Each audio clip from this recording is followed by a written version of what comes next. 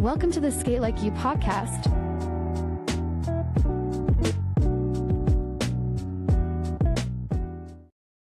What's going on, everybody? Hey, it's Mark, Sk8LikeYou podcast, Sk8LikeYou.com. I am here with owner of Happy Wheels in Westbrook, Maine, Derek Fitzgerald. Thanks for being on, Derek. Thanks for having me. Man, I'm been excited about this for a bunch of different reasons. One, I always like talking to rink owners, but two, we had, some a little bit of conversation when I was up there a couple months back with Rob McGarrigle. But I mean, you're in where I grew up skating. You've recreated a part of my childhood with Happy Wheels. So, for anyone that doesn't know, I just kind of want to hop into that, and that'll kind of set the tone for everything a lot of what we're going to talk about. But can you explain to people what Happy Wheels was, its significance throughout New England, and kind of what you've done in the last few years as far as resurrecting it? Sure. So Happy Wheels was at the peak of the company. There were 7 locations throughout Maine and New Hampshire. And overall locations within the family, not necessarily under the Happy Wheels name, there were 20. Oh, okay. Wow. Yeah. And we're going all the way back to the late 40s with some of these locations. And we ranged from Bangor, Maine, up to VZ, going all the way down to New Hampshire, into Manchester, Portsmouth, Newington, Augusta area in Maine. So we were kind of all over the place at one point. And like I said, not all of those locations had the Happy Wheels name. Mm-hmm. They decided to incorporate that under one kind of umbrella name a little while later. So just helps identify the company. Yeah. Okay. And so what was the last Happy Wheels location to actually be open? Prior to you, obviously. Yeah. So Portland opened in 1973. Uh-huh. And it was on Warren Ave, and that closed in 2019, in December of 2019. So literally a day ago, I believe. Oh, yeah, wow. I think it was yesterday. Would have been the day it had closed. A lot of memories popping up there. Yeah, no kidding. And that was a second ownership, not founders, right? Not the founding family. That was a second ownership, and essentially, it was a property had been sold, and the new owners did not need the roller rink business. They needed the property for something else, so we were forced to close. It had nothing to do with money. It didn't do anything to do with poor business or anything like that. Just right down to the real estate. Yeah. It's the roller jam situation, which I bet you're aware of. You know what I mean? I am, yeah. Unfortunately, I didn't make it down there. That's a haul for me, but I feel for them on that one, for sure. So prior to, and you have to excuse my ignorance on this, but so prior to owning the Happy Wheels that you have now in Westbrook, am I hearing you right? You were affiliated or working for Happy Wheels prior to that in the past, or no? Yeah. I've worked for the company for 25 years. Wow. Okay. Yeah, I've been working there since I was 16. Okay. Legally. Not to avoid the child labor laws or anything like that. Right. That never happens in rinks. But I mean, I got to put away skates and pick up the trash off the floor, and they give me a soda type thing. But yeah, no. So the last 4 locations was Augusta, Maine, Portland, Maine, Scarborough, Maine, which is really like 3 miles apart, going down the turnpike. Yeah. And then Newington. So total between the furthest north and the furthest south is about an 80-minute drive. Yeah. And then you got the two populous areas, Portland and Scarborough.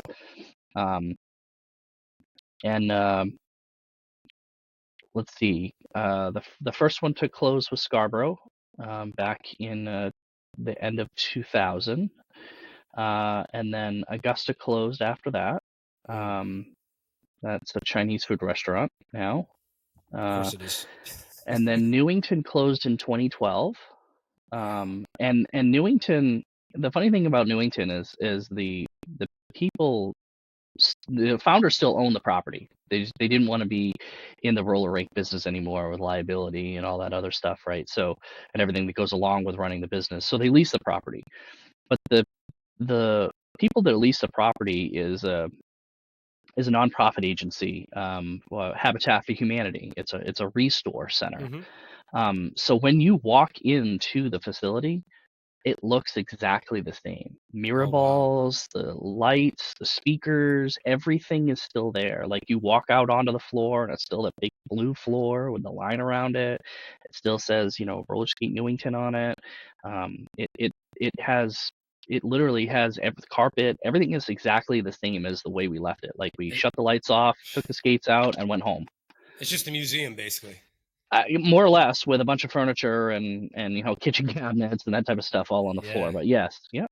Wow. Yeah, and then obviously Portland stayed open for quite a bit longer. Okay. All right. Well, I just wanted to kind of, because I have this feeling that we're going to have maybe like some, I don't know, some language or some conversation that, like, if I don't preface it by kind of explaining this Happy Wheels stuff, that people that, aren't from New England are going to understand where we're going. You know what I mean? A lot of times. So yeah, I definitely want to circle back to the Happy Wheels thing and kind of how that whole process has happened for you in the last few years. But just backing up a little bit, are you the only like skater in your family? Did your parents skate? Did you brothers, sisters, anything like that? So I'm an only child. My mom skated, and my dad ice skated when he was younger, but never. He cannot stand up on skates at all.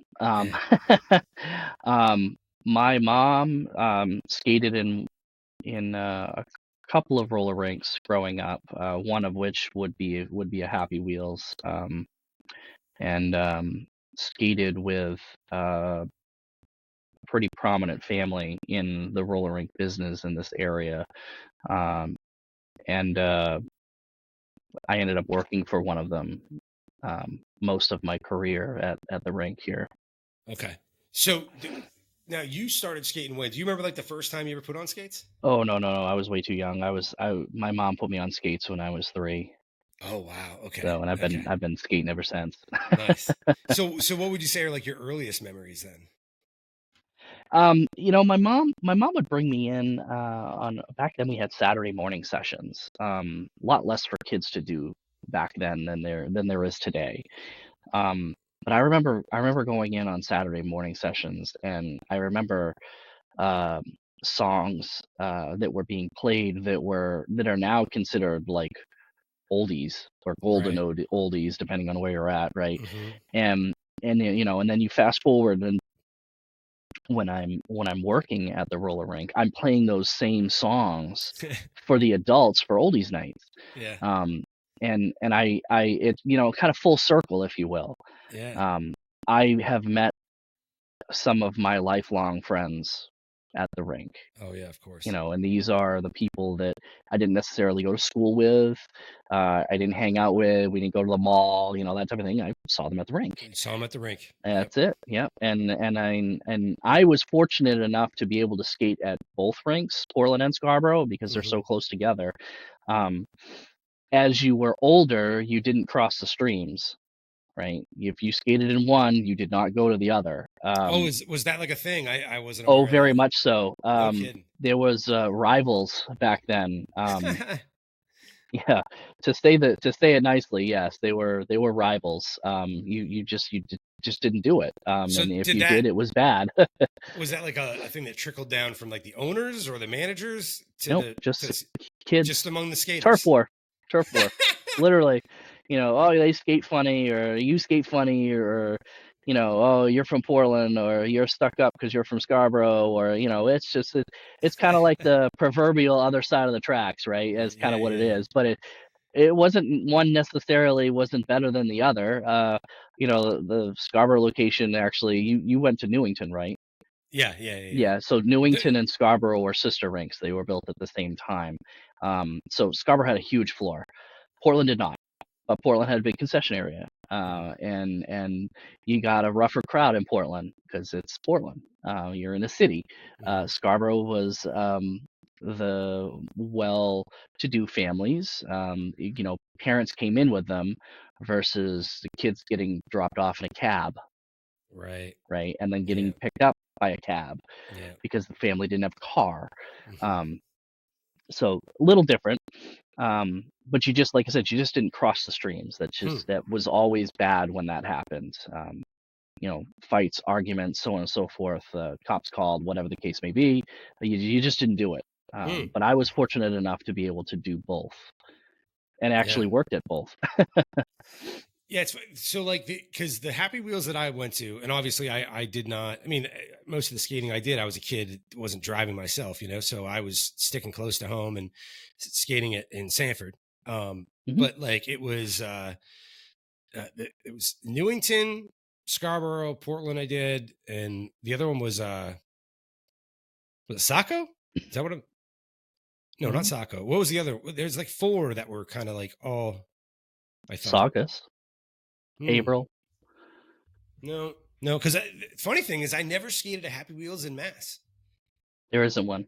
Oh, I thought. Oh, you said Haverhill and Well, you mentioned skating. You didn't mention it oh, at oh, specifically Happy Wheels. oh So no, no, no. Yeah, just the so Happy Wheels locations. Yeah, so I definitely got there. It was crazy, man. Because when Rob posted this video a while back, and I had not been aware that every location was gone. At some point, right? And so he's out on the floor with this video. And all I can see is like the back wall, like the logo, and I see like the blue floor. And I'm literally commenting on his live, like, dude, I used to skate there all the time. And he's like, no, you didn't. And I'm like, what are you talking about, man? I'm like, he's like, no, this is brand new. And I was like, are you kidding me? So I was so excited to come up and see the new place. And yeah, I was blown away. And we'll get to more of that. But okay, so you started skating, you end up working the rink. It's funny, you kind of mentioned something too, where I had the same, it sounded like kind of had the same experience. I had like rink friends, but but then I had like my school friends kind of situation. You know what I mean? It was kind of weird, like, especially because the rink, it was like the age gaps of my friends were much more significant, sure. but yeah, it was almost like having like kind of two sets or two social lives to a certain degree. But now so you start working at the first Happy Wheels when? Like, how old are you? Would have been back in 97, I think. 96, 90, officially would have been 90, 97, I believe. Uh-huh. Yep. Okay. So, but you've remained connected to it up till now for the most part. Is that right? It's in my roots. Yeah. But because we were just talking prior to this about some other stuff that you'd done as far as career working in like TV and stuff like that. So Hmm. the did you step away from skating or that whole thing for a period of time and come back or That's a hard one. So, as a kid, I lived in Westbrook, same town that I'm in now. Um, for 1 year, I lived in Standish, which oh, is okay. about 20-minute drive from here. Mm-hmm. Um, so my parents weren't as willing to drop me off at, you know, 10, 11 years old for 2.5 hours or Mm-hmm. 3 hours back then. And then turn around and drive all the way back to pick me back up. Mm-hmm. So I didn't go as much. They Mm-hmm. still let me go.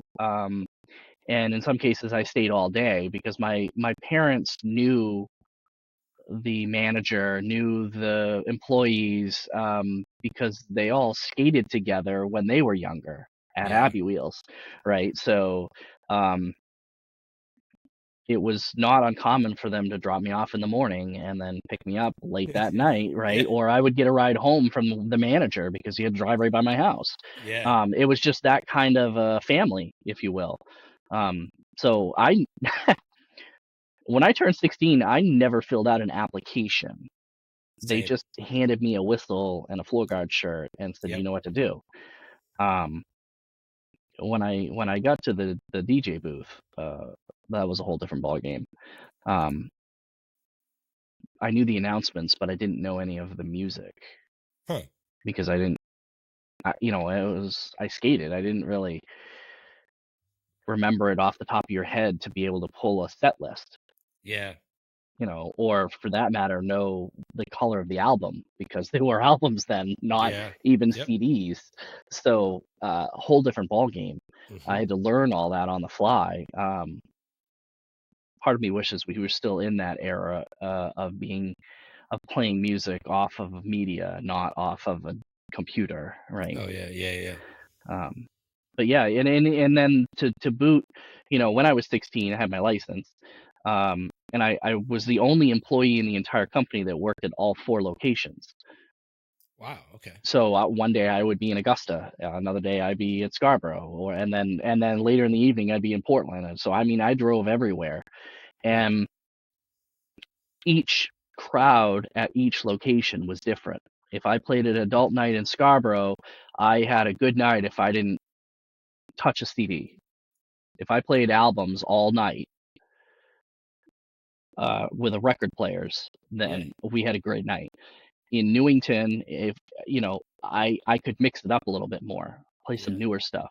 In Portland, depending on which adult night it was, Sunday or Tuesday, I wouldn't even come into the 70s before, Right. and then in Augusta, I played a lot more country.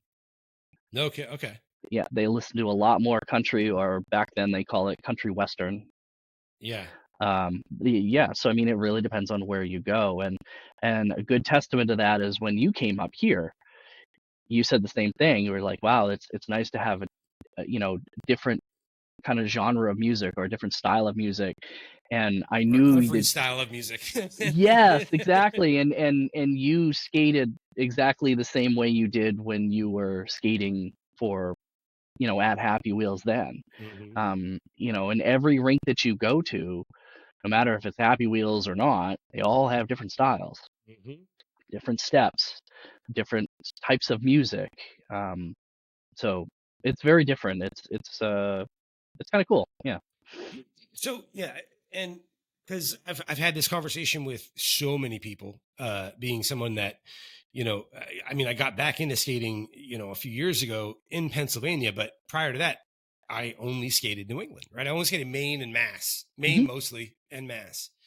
And so I have this conversation with a lot of people about how much of an island stylistically Maine seems to be, as far as and so the other thing is Rob McGarrigle kind of set you up because he's like, he said, Derek is the guy to talk to. He'll give you the history of everything ever in New England skating and all that kind of stuff, right? So like, is there anything that, and look, if you don't know, you don't know, but is there anything that you can point to that kind of created that very, because I mean, look, there are different styles everywhere.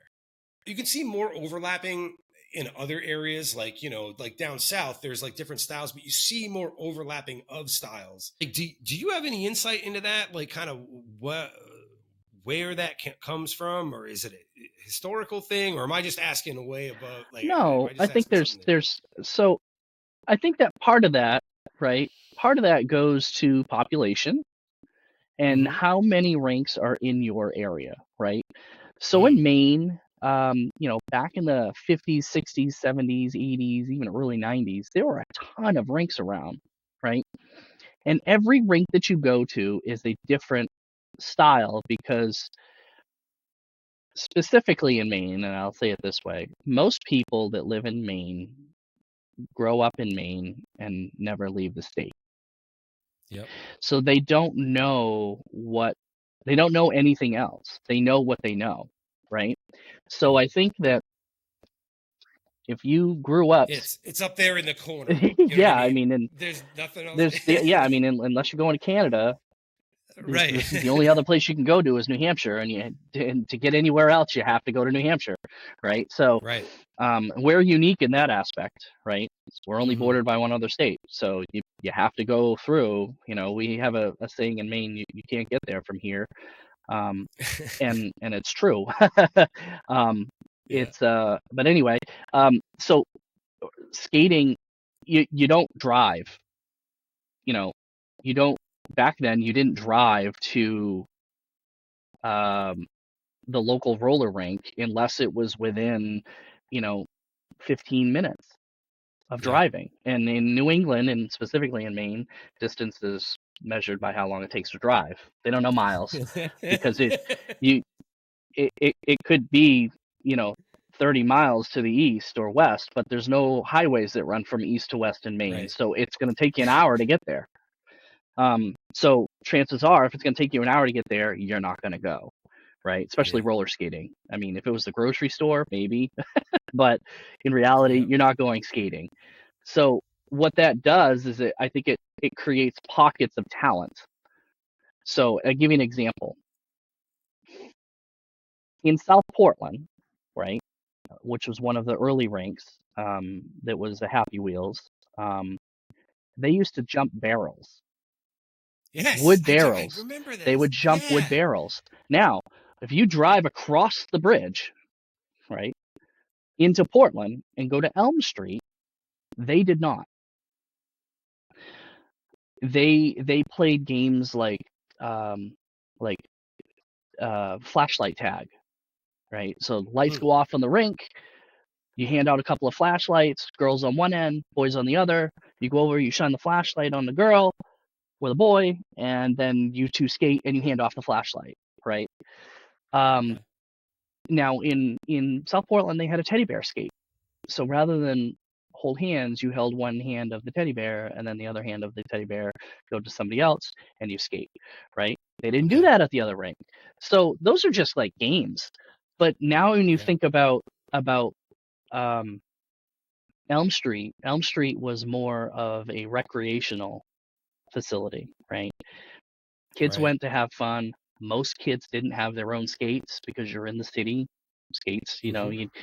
unless you bought them at the rink or out of the Sears and Roebuck catalog, you didn't have a pair. You just didn't. And everybody shared a skate key because that cost extra, and it was 10, 15 cents to get in. You drive across the bridge, go to South Portland, and those families had cars, so they had a nice pair of skates.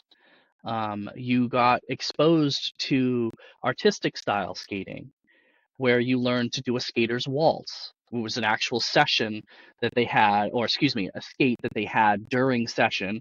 Might have only been 5 minutes, 10 minutes long, but it was a skater's waltz. They cleared the floor, skater's waltz, song would come on, probably instrumental, and they did a waltz. You didn't see that across the river, Yeah. right? So Yeah. it creates pockets, and then as time goes on, those skaters grow older, and then other rinks pop up or close. You see some of that moving from place to place, um, and like a shuffle skate to me in Portland is different than a shuffle skate in Scarborough. But again, you didn't cross the streams, so one would never see that. If Yeah. I shuffle skated down in Newington, I'm gonna get some weird looks because Yeah. it's what are you doing? They have no idea. Yeah. And I think that it's some of it's geographical, but a lot of it is Yeah. just people didn't travel to skate. Now you go to Atlanta, Yeah. and Atlanta's got 12 rinks all in a half hour to 40-minute drive. Yeah. Not uncommon for someone to swap places. So I think Yeah. it's a little more cohesive now with the invention of the internet, TikTok, you know, live streams, YouTube. People are seeing more and more skating styles than they've ever seen before. But those styles have been around for, you know, decades. Yeah. And some of Yeah. them would be Yeah. kind of a lost art, if you will, but not to where they are. Or they have different Yeah. names. A shuffle skate could be a rec thing, right? Yeah. It depends on where you're at. I've been to Yeah. some rinks that they didn't even know what shuffle skating was. They call it trucking too, Yeah, like, or, and, actually, matter of fact, what I would refer to as trucking, kind of like down south, they just call it yeah, shuffling. You know what I mean? Where there's a more varied pattern to what I understand shuffling to right. be, where trucking is just basically on stride, Yeah, just striding on yep. beat. Um, yeah, it's amazing the languages, but it's so logical what you're saying though, because for as deep as I've like kind of thought about it, especially in the past year or so, and starting skating again, and then kind of like just seeing Rob's videos going up there and just putting it together. And also when I started skating here, feeling like a freak compared to everybody else, right? Because the funny thing is here, where there are rinks that are very separate as far as distance. I'm talking different counties. I'm talking Lehigh Valley versus Lancaster County, Central PA versus Philly. There are like the shuffle, like if the standard shuffle, no matter where, exactly the same, which is crazy. You know what I Yeah. mean? Like you'll see a group of 60-year-old men shuffling to organ music in Lancaster, and you'll see a bunch of 20 and 30-year-olds in Philadelphia shuffling to hip hop, but doing the same exact Hmm. thing. So the variance as far as this, it makes so much sense what you're saying though. And one of the things I was even uh, talking to some people about in New England when we came up there was how, now granted, I was younger, so we weren't, no matter what, even if it was a thing, we weren't driving Right. to another state to go skate, Hmm. right? But I don't remember anybody doing it. I don't remember any adults that skated. I don't remember Sure. anything. But seeing that happen now is really cool, man. I mean, like we were down in Taunton, and we're just randomly talking to these people, and they're like, "Oh yeah, okay, we'll come up to uh, Happy Wheels that night. Okay, yeah, we'll see you at this." And Yeah. it's like that's a long haul. You know Well, what I mean, for you're in New people, like, England, so I mean, yeah, yeah, yeah. um, But that just was never a thing, see, for us, you we know? did because as employees at Happy Wheels, we Right, traveled to the other rinks. So right. we would pick a night and we would run down to Newington and skate on a Thursday night, an adult night, or we would run Mm, up to Scarborough and skate there, or because we all had different nights. You know, we knew the operators because most of them either worked or had worked for Happy Wheels at one point in time. So we would drive to Bangor, which is 2 hours north of here, to yeah. skate. For drive 2 hours, skate 2 hours, drive back 2 hours. Um, and then we would go to the other rinks like Topsom. Topsom's like 30 minutes from here. Auburn, Mm, 30 minutes from here. Um, so it depends on the concentration of the rinks that you have nearby too. yeah, Um, but then again, you have those people that are very comfortable in their skin and don't want to experience anything else outside of their what they know. Right? They're yeah. very Oh yeah, comfortable in what they know and what they do. They don't want to learn a new step. They don't want to learn new music. They don't want to, right? And there's nothing bad about that. nope, Um, if that's what you want to do, then that's what you want to do. But there is a whole nother world out there yeah, yeah. to learn about and to see. So I think it also depends on why you skate. I mean, Mm, if you if you skate for exercise, it might be different. If you skate for leisure, it might be different. If you skate to live, it's completely different. Um, and then if it is ingrained in you and that's who you are, then that's a whole nother thing. mm.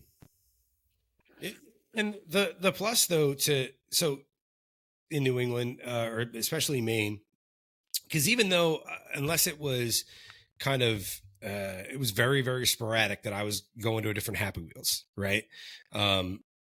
But and just basically staying in my, at the family skate center where I was, even though I didn't venture often.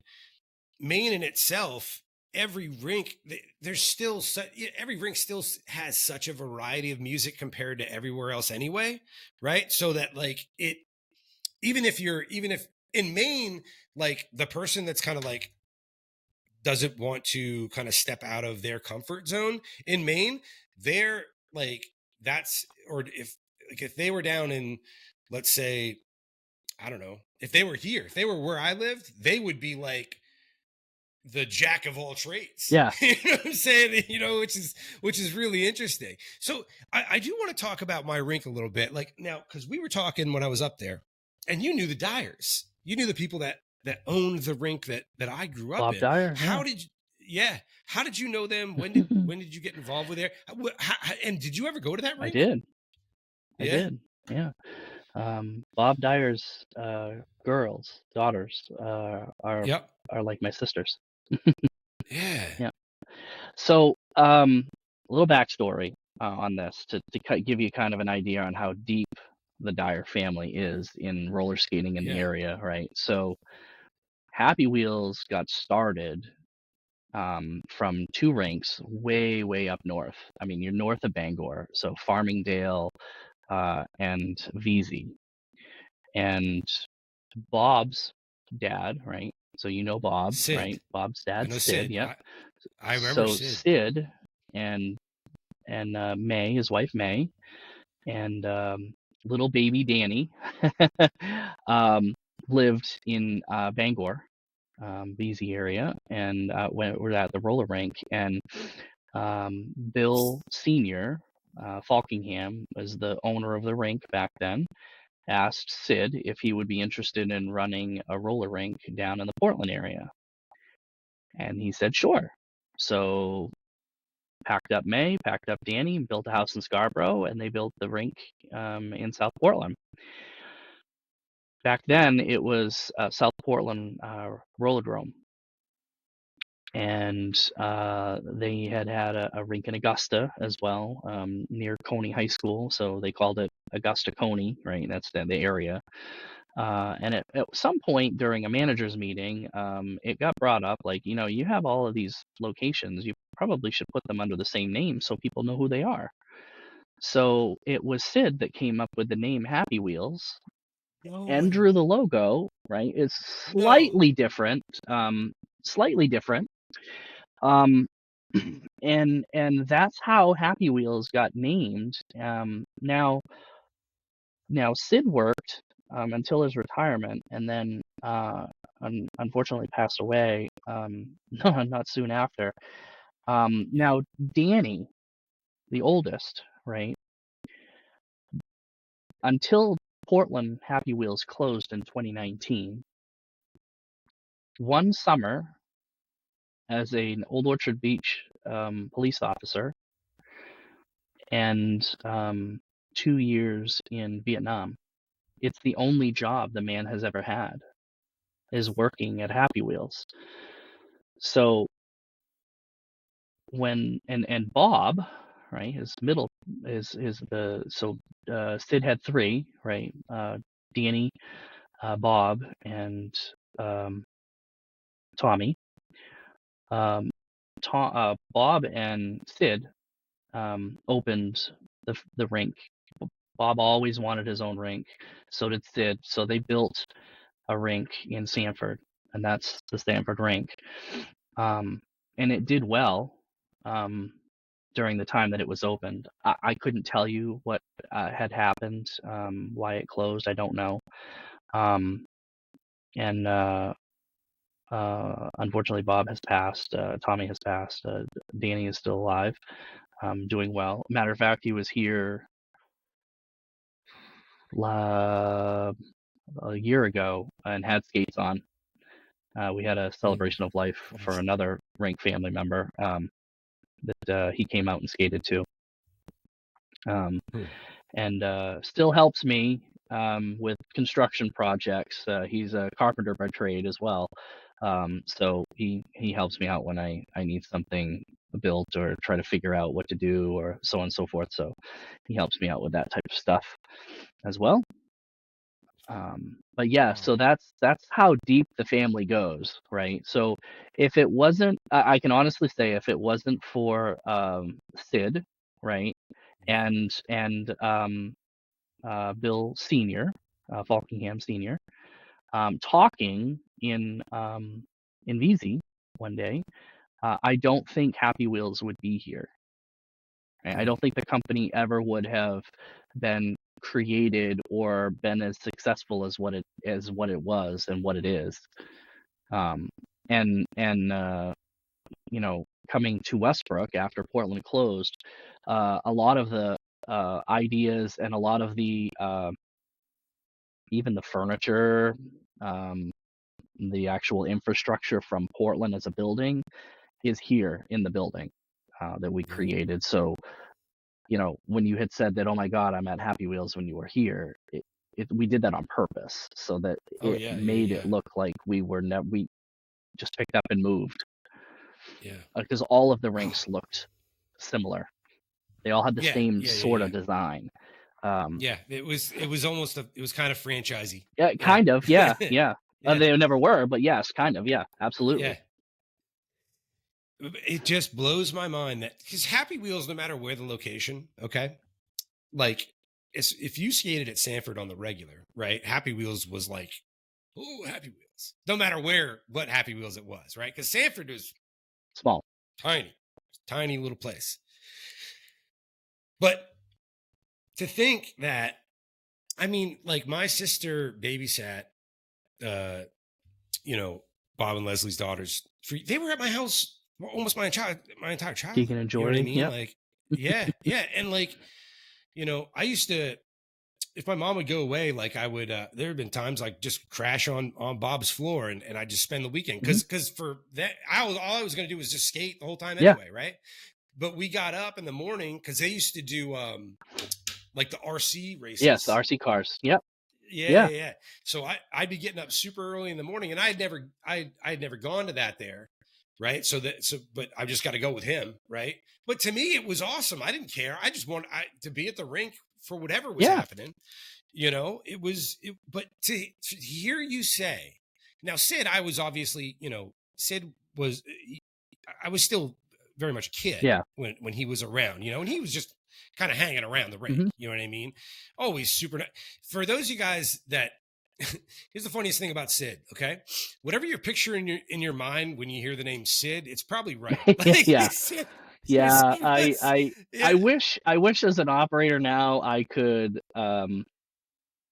talk with that fierce direct, you know, to people and have them just be like the gravel in your voice. You know, and be so rash and have the respect that man did. Unbelievable. I mean, I've learned so much from the Dyer family in this operation of a business, as well as the Falkinghams. Just so much of what to do, what not to do, all of these different situations. Even to the point of when I traveled to other rinks. I've been to over 100 rinks across the U.S.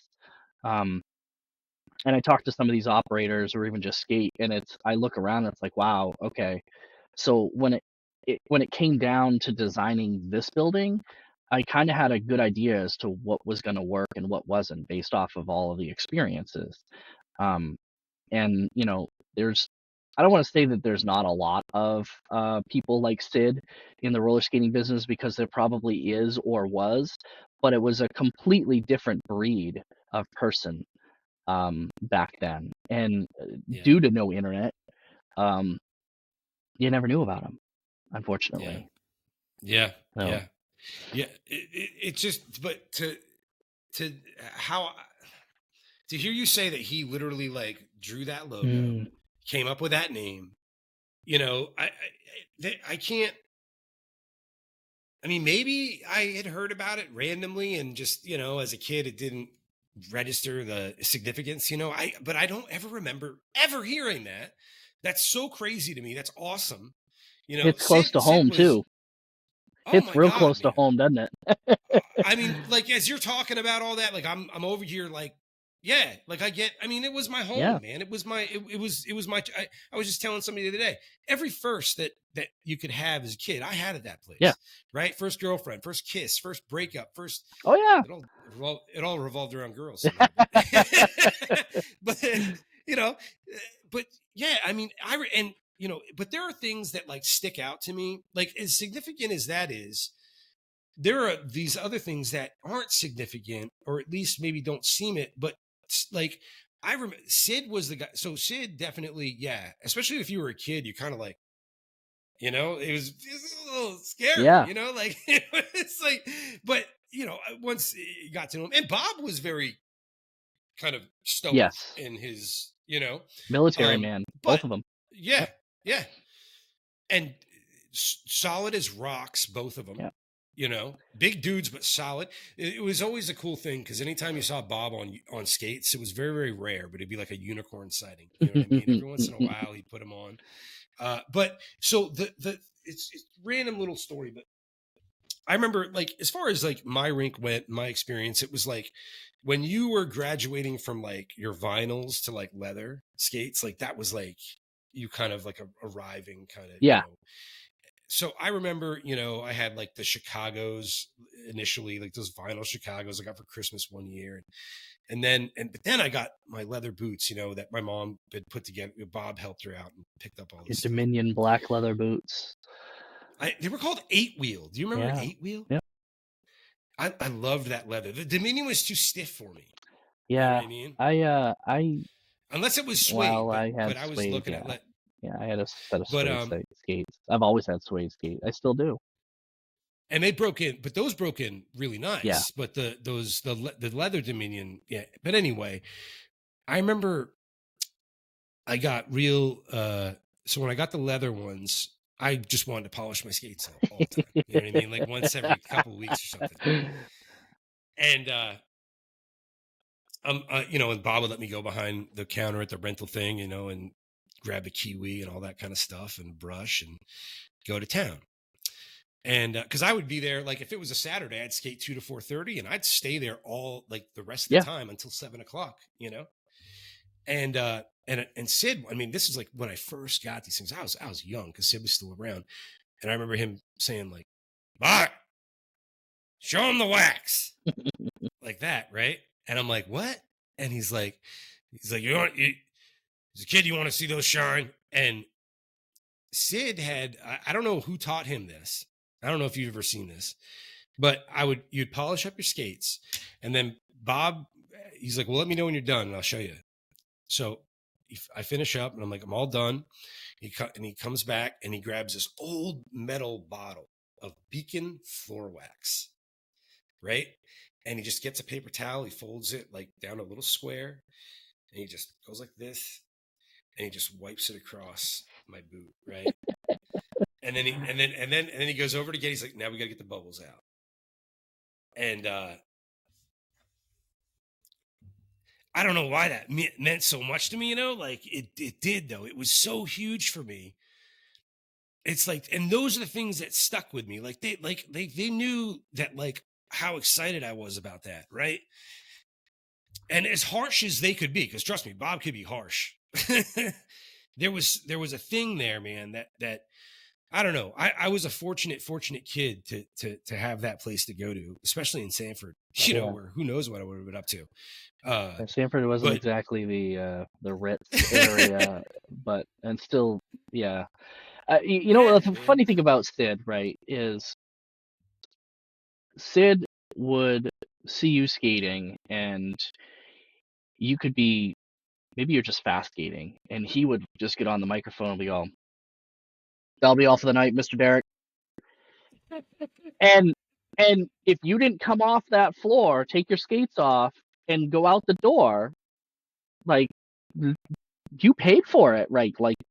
Yeah. Like I watched the man stand on the side of that floor and just kind of do one of these, and then these people were skating by, and he just reached out with this bear claw of a hand and grab a hold of the back of your neck like it was a scruff from a cub, Yeah, man. and he would pick you up from a full tilt, and you didn't touch the ground until you were outside, and you turned around and said, "Thank you very much, Sid," and you went home. And then the very Yeah. next day, you came back into skate, and he would look at you and go, "Evening, Mr. Derek." I said, and keep walking, and you had respect for that man like no tomorrow. Yeah, And yeah, like he put the fear of God in you. yeah, yeah, So funny story about that is, you know, the the um, the day we put Sid in the ground was obviously a sad day for all.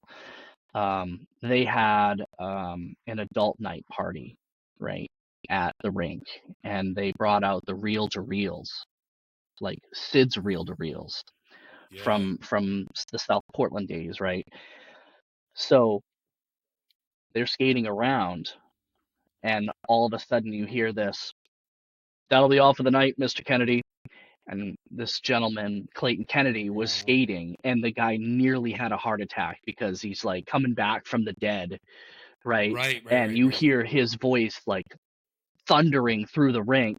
And of course, everyone's laughing because they didn't realize that, Sid's voice was recorded over this. But knowing that everybody just came from the service, Yeah. like he's gone, and yet you still like, whoa, you just stood Right. there like, whoa, like Right. holy crap, this guy just like yelled at me from the dead. And Yeah, yeah, that's the type of man Sid was, and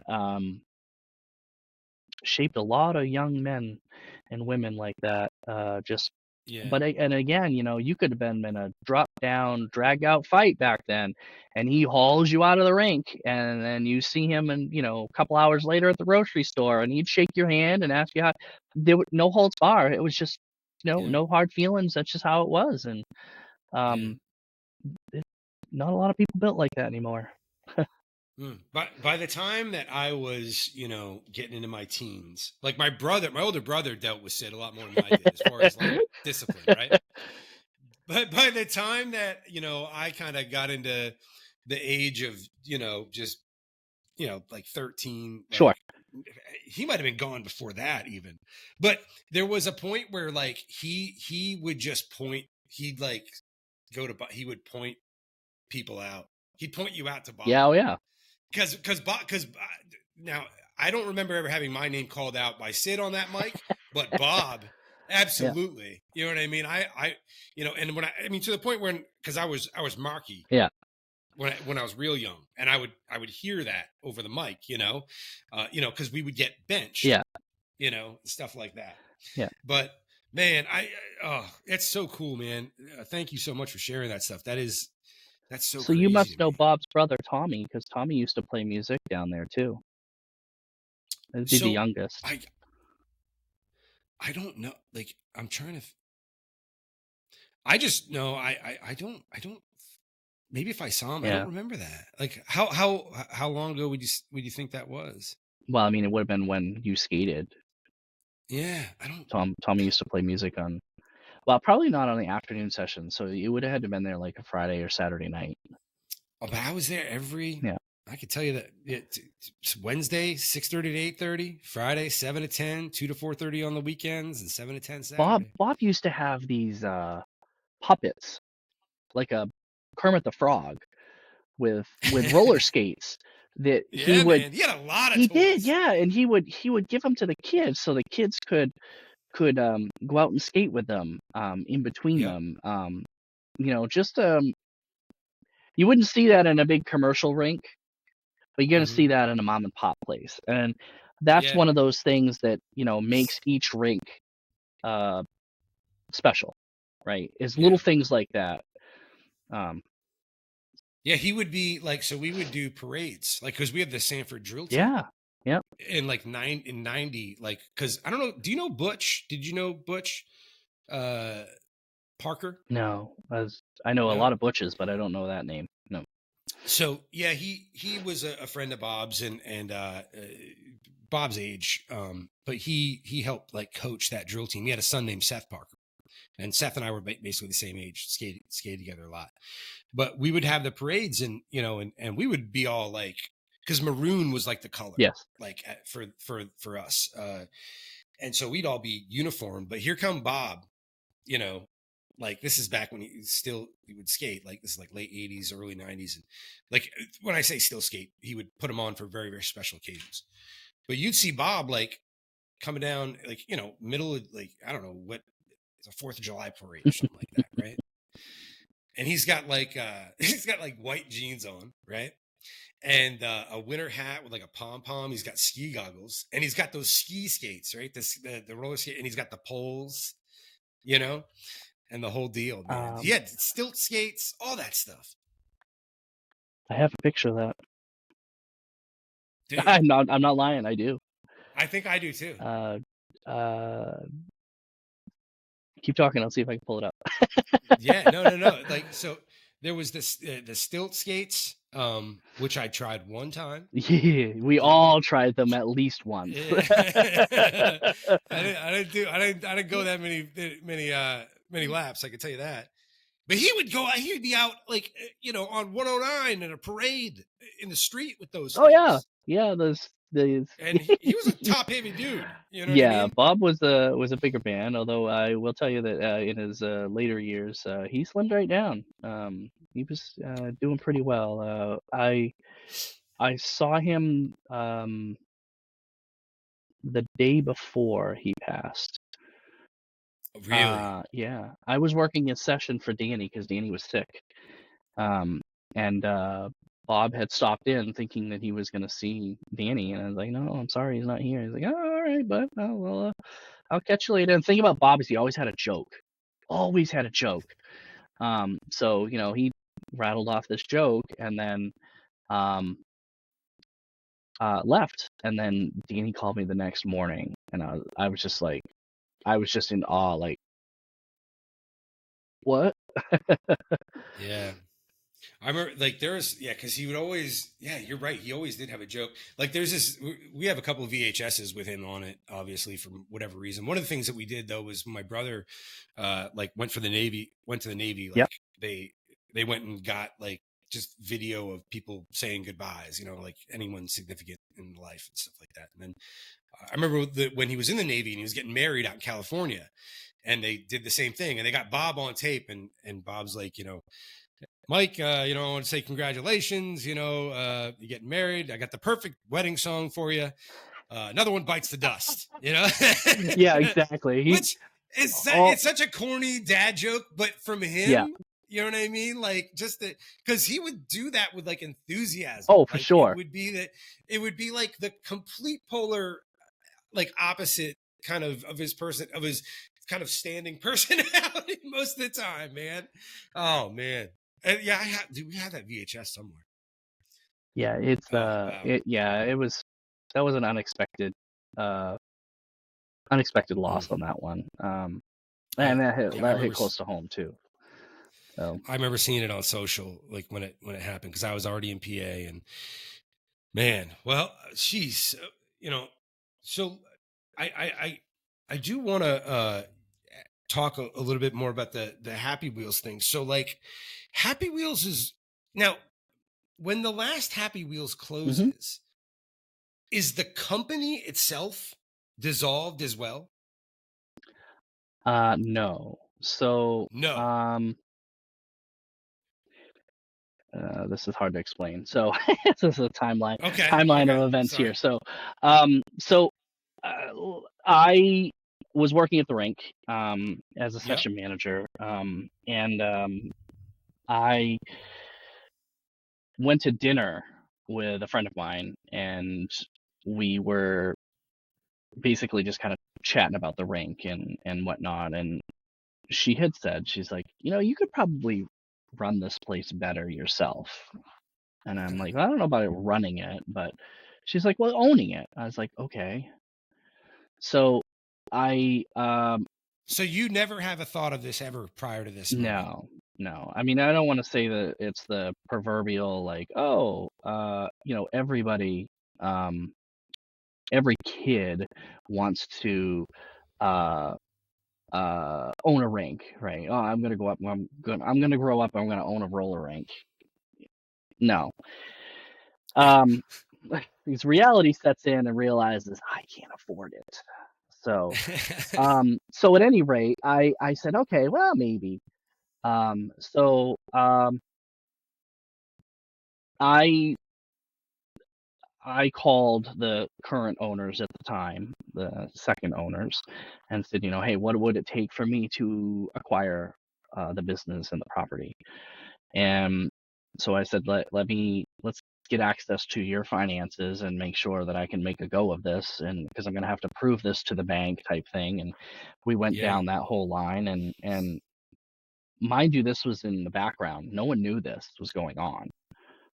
So I put a bid in because I secured funding, so on and so forth, and they had said it was a great offer, but they need to entertain a couple of other options first. So I was okay, great.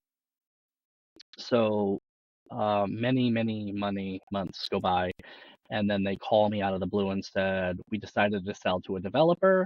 We're going to close in 6 weeks. And I'm like, oh, what do I do now? Yeah. So I started scrambling. I started looking at commercial property. I started looking at lots. Like, this completely changes the plan. You're locked in. You're locked in now, though. Like, you're doing. Yeah, I'm it. like, what am I gonna do? Like, at this point, like, we got to have a rink. Like, this is there's too much history for for the name, let alone like the community that we have with the rink, right? So we got to do something. So I start working with a local developer, and I bought all of the assets from the roller rink. Tables, benches, sound system, because I knew what I had. Like, I knew that, oh well, these are gonna need to be replaced in X amount of years, or this is this. Like, I knew what I had. So I, at that point, put them in storage Conex containers on the site that we're on now, and worked with a developer to build a building. So we shut down in December, and then the whole world shut down in February for COVID. So we basically delayed the process. Like, we knew that this was going to work. We knew what we were going to do. But we had some hoops to jump through. We did the initial building plan and went through the planning board, got it approved. We went through the process of the state fire marshal's office, because they have to sign off on the plan, so on and so forth, and then boom, builder's permit. So we got the builder's permit, and then we decided, all right, well, we're going to have to put in footers, right? We're going to have to put a frost wall in. So we did that in the fall. And then we had to order the steel. And then the steel got delivered, and we just sat on it and waited until spring. And then we put the floor in and, started building. And when I say we built a roller rink, we literally built a roller rink. So we were from the ground up. I showed you the book. But essentially, the infrastructure was built for us: steel framing, sprinklers, lights, electricity, plumbing, HVAC, and they brought us to mud and tape. And then myself, some volunteers, which a lot of them are my crew, a lot of them are friends from the rink, volunteers put the rest of the place together. We painted, we did all the, we hung all the speakers, we did all of the internet lines, the phone lines, we did the carpeting, we put down the floor. Happy Wheels is known for having kickboards that go up from the floor, and they're in hardwood flooring. It's the only place you're ever going to see those. We put all of those up, We put the handrails up because we have a railing that goes all the way around the floor. We did the practice area. We put the lockers in. We put the carpet up on the wall. We built all the cabinets, all of the countertops. Um, we I literally built the vanities for the public restrooms in my driveway, and then put them on a trailer and drove them over and installed them. Like, we did all of this ourselves. Hung all of the specialty lights for the floor, all of the lobby lights that, change it to color from white. We literally did all of it. What? I mean, granted, I mean, there's a lot of stuff that's obviously public record where people can go look up stuff. But like at the time when you're building this, like, were you guys kind of like just not talking about it publicly or like when did like the public know, oh my God, there's a Happy Wheels? So there was a Facebook. Okay, so we'll back up. Closing Okay. day in Portland. Again, no one knew what I was doing trying to Right. acquire it before it closed.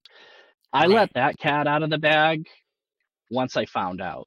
So Okay. I talked to my boss, Danny. I talked to the crew because I felt like I failed at that point because I didn't have any of this other stuff in play. Yeah. So I didn't know whether or not we were going to get this to come to fruition or not. What I did was I had a plan on the closing day, where I sent out a mass Facebook message to individuals that were past employees and current employees. And I said, if you're coming to the rink on the last day, I need you to get here at this time and meet in the birthday room. So we went in, and the plan was the final two songs, we cleared the floor. And at that point, we let the rink rats put the skates away. We didn't care. I don't care what they look like after. I don't care if you leave them on the counter. It doesn't matter to me. So there was another friend of mine who had come down for the final from the Bangor rink. When that had closed, he had come down and he sat in the DJ booth for us. So what the plan was is everybody put a floor guard shirt on, and the two previous managers, so Danny and Dickie, led all of us out onto the floor in a single file line to go, to make the last laps. And we played one song, right? So the first song was Wonderful World, right? Louis Armstrong. And there wasn't a dry eye in the place.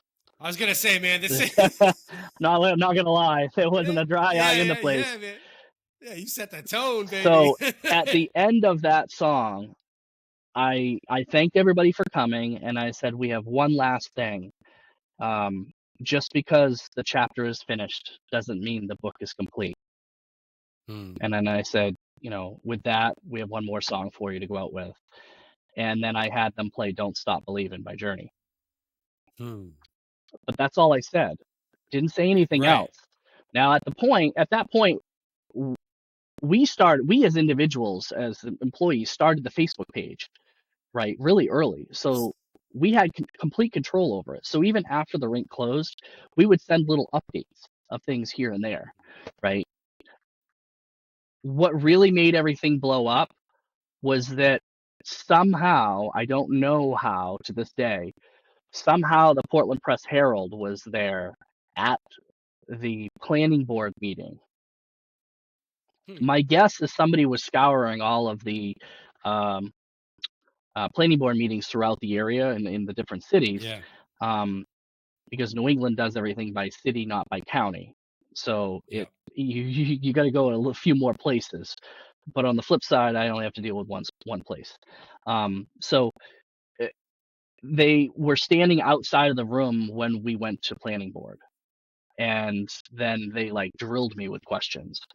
And the next thing I know, it was literally within an hour, there was a Facebook post about it from the Press Herald. So the Press Herald, the largest newspaper I know, newspaper, um, in the state, Yep. but it also covers multiple counties.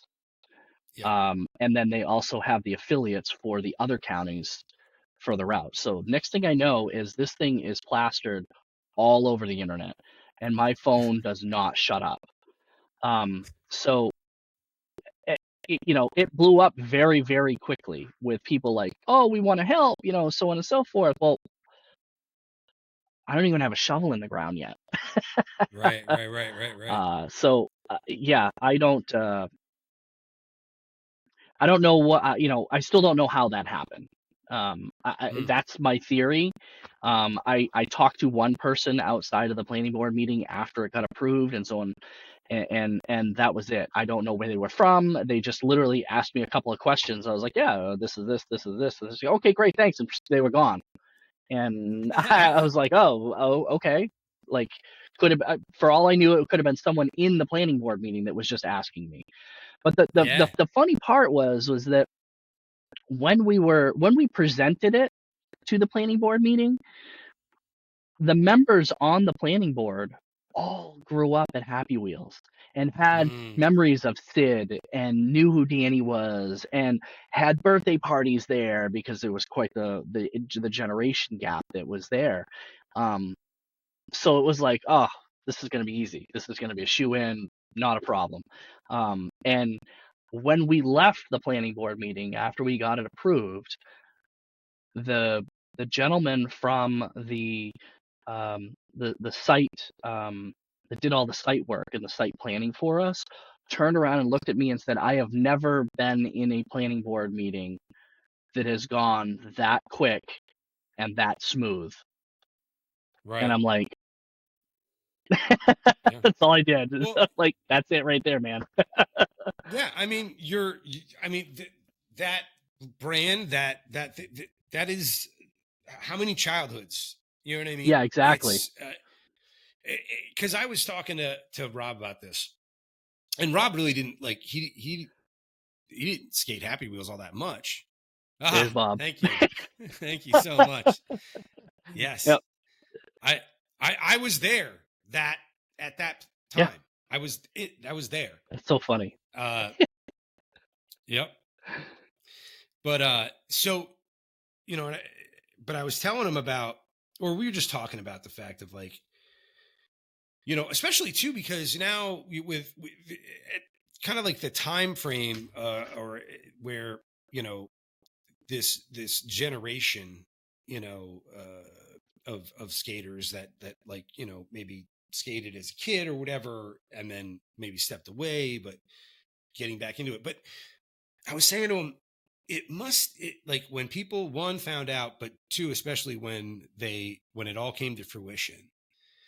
I mean, and I know that this doesn't get lost on you just because of how passionate you are about this, but what it must have meant to so many people to see this thing that like was just, even if it was just a thing that like they just went to birthday parties or something.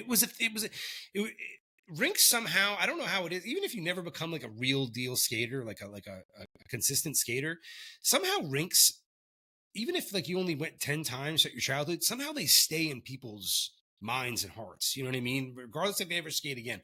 But it must have been, I can't even imagine what it meant to the people in that area to have this place that like, and not only that, but like a duplication of their childhood, right? Like to come back to that, I mean, I know what it was like to find out that Sanford closed. Yeah. I mean, even as a teenager, I could see it coming. You had mentioned, you don't really know what had happened there. And I don't know all the inside story, but I can tell you that I was still going to every session, but really nobody else was. Yeah. You know what I mean? That's so, I don't know, man. It must mean so much. How many people probably, I bet you probably couldn't even count how many people have come up to you and thanked We you still get just it. for that. I still get Yeah. it, and it's been 2.5 years later. One of the first people that was in line. So when we did our grand opening, we did a ribbon cutting ceremony with the mayor and all that right out front. TV cameras, of the 3 news channels that are up here anyway, and the Press Herald and a couple of the other local smaller newspapers were here, and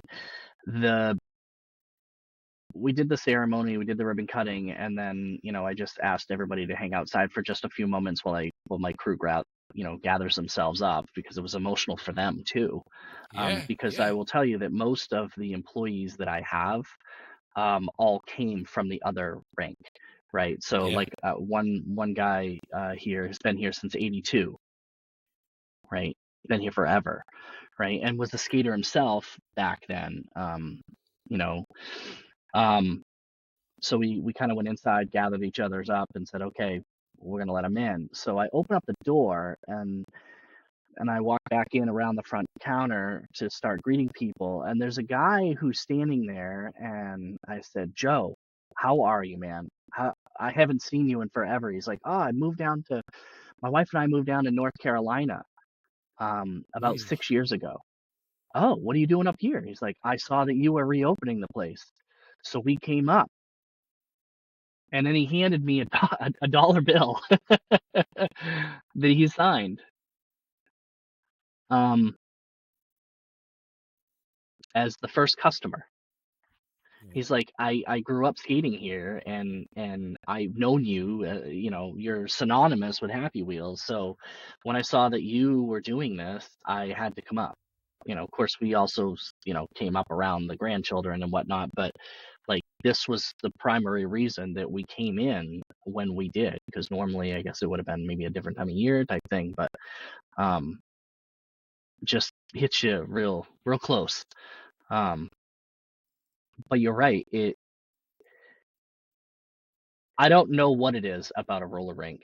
I can't say, I can say the same thing for a bowling alley, because I worked at a bowling alley when I was a kid, when I was younger. You have that tight knit family, and especially Candlepin, right? So which no one knows anything about, right? So back breaks and candlepin bowling. Yeah, so candlepin bowling, for those that are listening or watching, candlepin bowling is done with something about the size of a shot put ball, and you have a candlestick as a pin. And you get 3 balls, and when you knock a pin down, you can use that pin against the other pins to get more down. Because of this, a perfect game has never been done, ever. So it's impossible to get a 300. And you can whip that. And you can whip it. Oh yeah, you can wing that sucker down, but you also have no control whatsoever.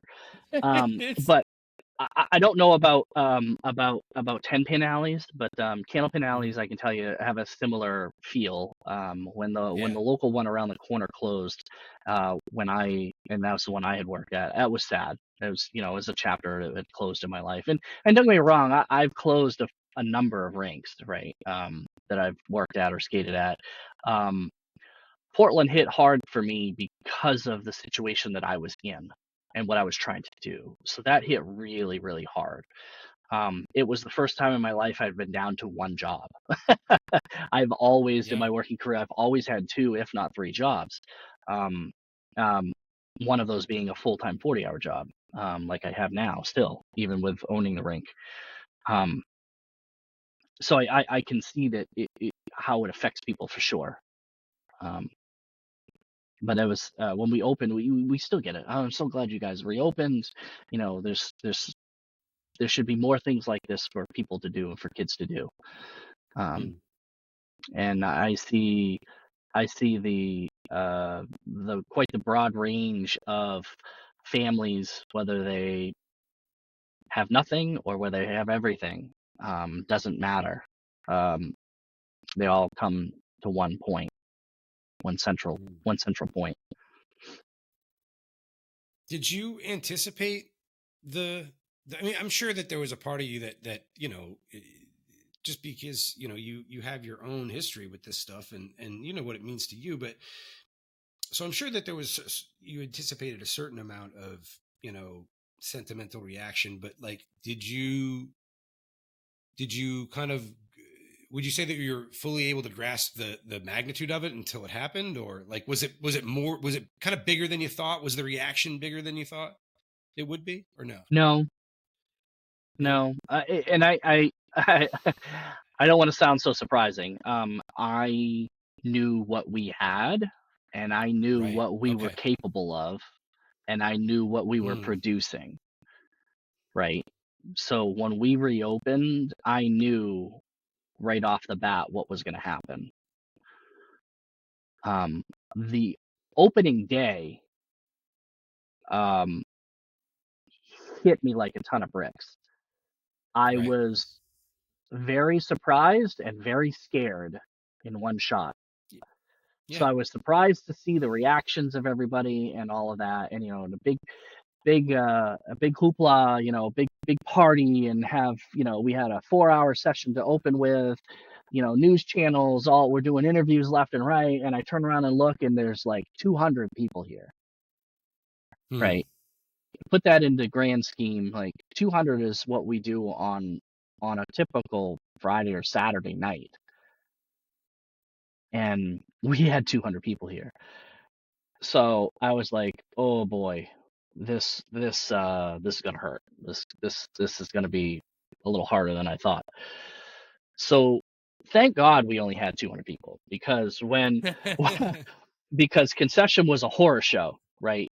Because we've got new ovens, we different food. Um, no one's done this in 2.5 years, right? So Yeah. it was an absolute mess. And so what I did was we all cleaned up, and then we sat down in concession, and I had Amados come in and cater it for us. So I know you know Amados. what Amados is. So uh, I had Amados come in and cater it for us. So we sat down, and I was, all right, lessons learned. What do we need to do next? How do we move forward? What did you learn? What did you learn? What did you learn? And what do we need to change? So we talked about the whole thing, and then we opened back up for our 8 to 10:30 session. And what we decided to do was keep the crew in the exact positions that they were in for the first night. And we're going to keep them there for a month so that we can figure Yeah. out exactly what needs to be tweaked. We don't Yeah. get, oh, well, this guy likes this and this girl likes this. It's one person. Yeah. So when we reopened that night, we were 500 people in, Wow. and it ran like clockwork. Yeah. And it was amazing. Well-oiled machine. So proud of my crew. So proud of what we did and how we did it. The execution was flawless. Like we had been doing it forever, because we had, and it was really what we had thought was going to happen. Hmm. Um, Okay. so it, yeah, it was a little bit scary at first. The first one, I was like, Well, yeah. eh. Yeah. I mean, you put everything into it, right? Yeah. You talked about doing it with your bare hands for the most Yeah, part, right? I mean, it's that's huge. So let me just ask. I only got a couple more questions. I won't keep you much sure. longer. But is there any thought of like having another Happy Wheels location, or are you just gonna stay? You just want your one spot, There's like, thoughts. or Yeah, we've yeah, looked into it. Um, we've had some conversations. Um, so we're financially, we stand a little bit different than a business that just spent millions of dollars to open, and part of that was because of all of the hard work and the sweat equity that we had when we built, right? So mm, we're very rich in assets, if you will. Um, but that helps us going forward, and um, that would help us with a second location. The question is like real estate property, the cost of right, build post COVID is pretty high in some aspects. yeah, We moved on the steel, and if we had waited another week on the steel when we built, it would have gone up $40,000 for the same building. yeah, So we moved on it, and then when we got it, we sat on it before we put it up, yeah, because of stuff like that. I mean, we were buying. we were buying plywood, 4x8 sheets of plywood, 3/4 inch, for like $180 a sheet. I remember friends like contractors that they were stopping taking jobs like that were more than like a month, 2 months Yeah. out because any quote that they gave was null and void within a Yeah. week Oh yeah. because the cost of material was just Yeah. insane. Yeah. It was absolutely insane. A lot of that has come back down again. I don't know Yeah. that steel has come back down. I got a friend of mine who actually used to work for us at Scarborough, who owns a steel company who put the steel up for us, who I could contact to do another building for sure. I will say this though, if we were doing another building, another location somewhere, I don't know that it would be a facility like this, where it's just a roller rink. Okay. I think that I would probably build a rink similar to a rink that's kind of no drop ceiling, wide open at the top, and or if not, at least taller ceilings. I would probably have more of an arcade, um, maybe not private birthday rooms like we have, and it's not due to it's more due to more revenue streams than Yeah. anything else. This works because we had the same thing literally a mile and a half down the road. It's literally the Right. same design. Like, we took the design, we flip-flopped it, changed some of the back area a little bit, we extended the floor in two directions, it's updated, so on and so forth. But when you come in and you skated in Portland and you come in and you skate in Westbrook, it's exactly the same. The experience is the same, the layout's the same, from the public. The changes would be maybe go to more open concept, because it will save on cost, but it also gives more flexibility. So thinking of like a play gym, maybe a laser tag arena, something else to offer for birthday parties or for so on and so forth. So from a skater Yeah. standpoint, um, like we wanted to put wood down, but I mean, I didn't have $160,000 to put down a wood floor when 3 years earlier it would have cost me 90.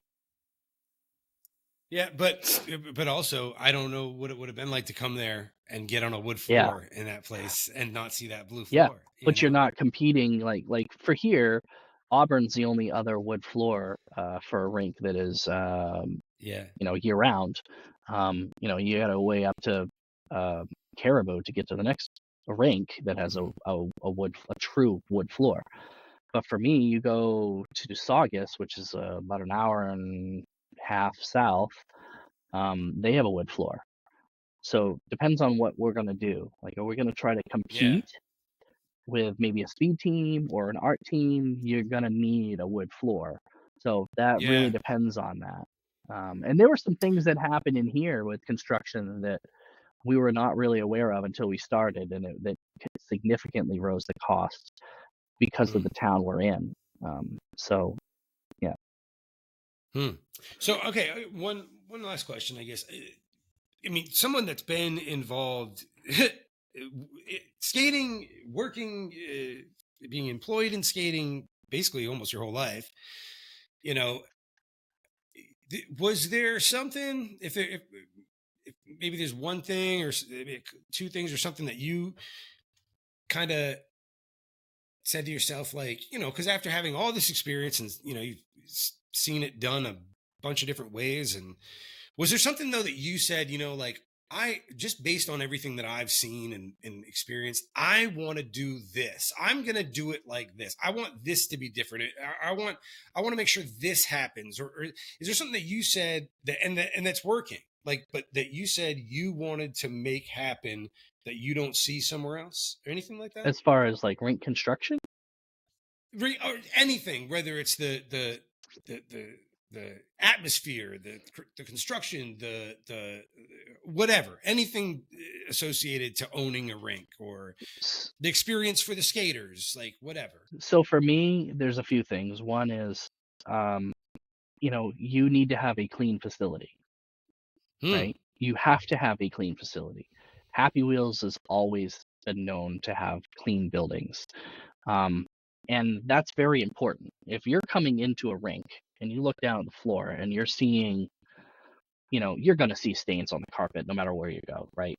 But if you're seeing stains and that same stain has been there for 8 months and no one's tried to clean it, like, Right.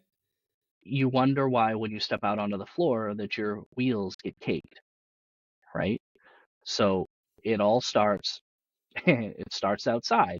You keep your the front walkway swept, right? And in Maine, we have salt and sand in the winter, Yeah. right? So you got to have a good walk-off carpet when you get into the front hallway so it doesn't get tracked out onto the rug in your lobby area and then get tracked out on the floor, because once it's out there, you're not getting it up. We wash our floor every week. So our floor is clean and no one's been on it before adult night. It's always the cleanest. We wash our concession floor because we don't have carpet. We have an epoxy floor. And we wash it after every session with mops. And then every few days of it being not sticky, but it just doesn't seem like it's getting cleaned, we bring the floor machine out and clean it with a scrubber pad on it so that it is clean, so that you're not tracking it out onto the floor. We wash our carpets every couple of months. We clean the carpet, and even if you're just cleaning it with water, which is what you shouldn't be using a detergent. It will keep the dust down for sure. It was immaculate. It was immaculate when I was there. We try.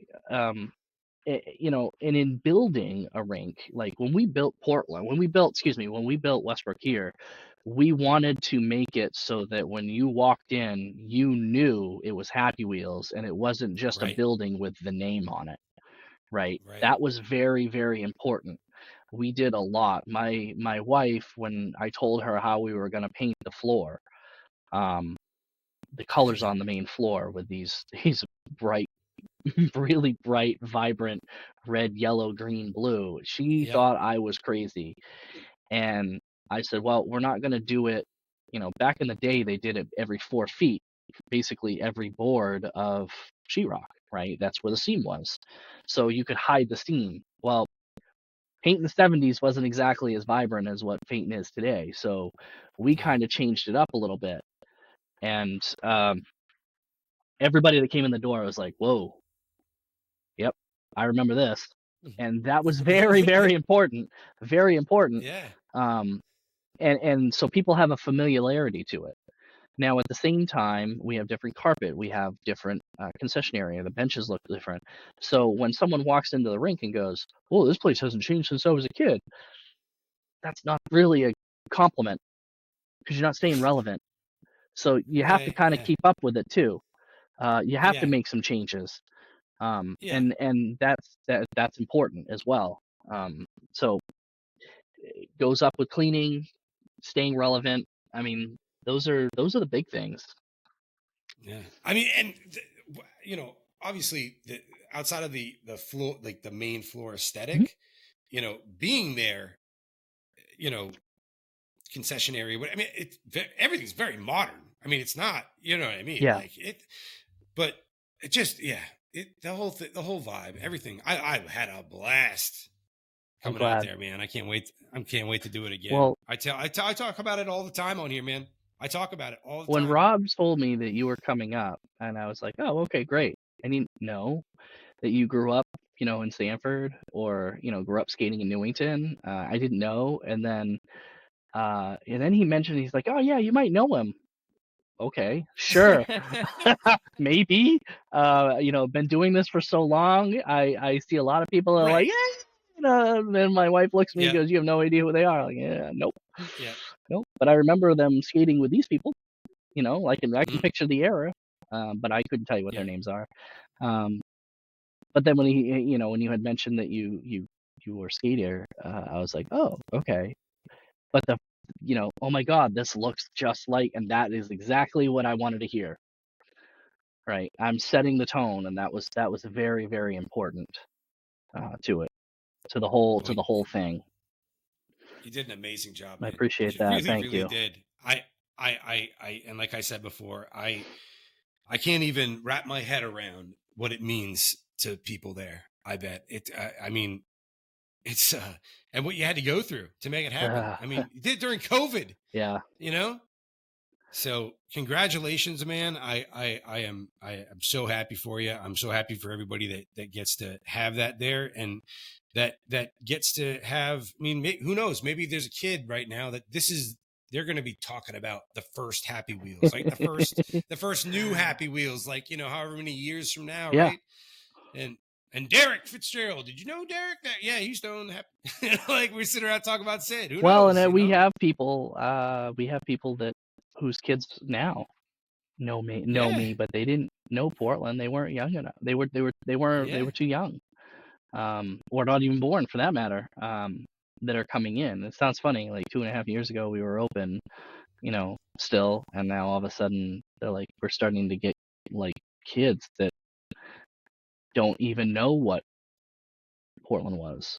They have no idea. Yeah. Pictures, it's all they see, or some videos, all they see. And then, you look at guys like you and I, and like, I'm pulling pictures, like photographs back that were scanned to get them digitalized. Yeah. I mean, and that's another thing too, is that's why we created that book. That book lives here, so people could see like from start to finish. But I have photo albums here at the rink of Newington, of Augusta, Scarborough. Like a lot of them were the last pictures taken in that building as a rink, before the deconstruction, if you will. I got pictures and videos of Bangor and all of that. So when people ask, I bring them out and whatnot. That's awesome. Well, and because I finally was successfully able to wrestle away a bunch of photo albums from family, like actually over the summer, and I found all these rink pictures. I'll scan a bunch, with dyers and everything, and send them to you so you can take. Yeah, that'll be cool. That'll be cool. I have a picture of Danny, Bob, and Tommy at basically a family reunion. Was the last. I have the last picture taken of all three of them together. Yeah, and it's sad because, like, going back to Sid, just to tell you, a little bit more real quick about him, and the family. When Bill Sr. died, he kind of passed unexpectedly due to an illness. The rink operators, like the managers, were the pallbearers, right, for the funeral in Augusta. So some of these people had known him for years, right? Yeah. And Sid and Danny were at the front, walking through, and there's some pictures somewhere of all of them back then. Sid's funeral was the same way. It was all family that was at the funeral for that. Yeah. Same exact thing. It's just, that's how it was. That's how it was with people back then. I mean, I don't know about that today. I don't really know. I mean, I know the Coi's in the Atlanta area had something similar when the father had passed, Albert. Something similar. But I mean, this just goes to show you how tight knit community is in these places. Yeah. I mean, it's like it's a whole nother level of skate family. Yeah. You know what I mean? Like, I got kids that I physically threw out over time. physically threw outside.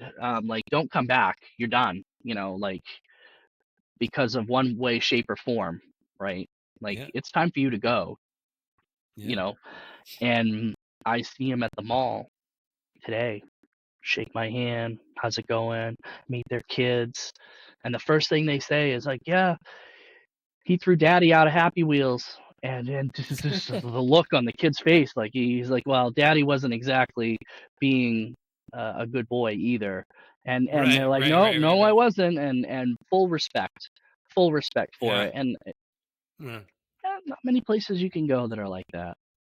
No. I can tell you right now, man, that I could point to two specific things that a lifetime ban for me would have been more than appropriate.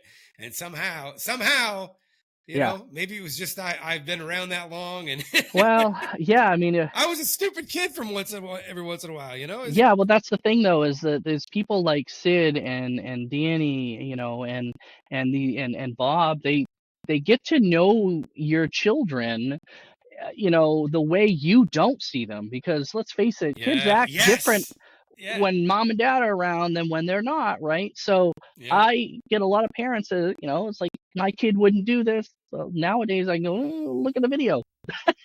Yeah. And then it's Yeah. like, No, you're so right on. but they believe in the kids because they know that deep down they are good kids. They just maybe have a troubled past, not a good home life.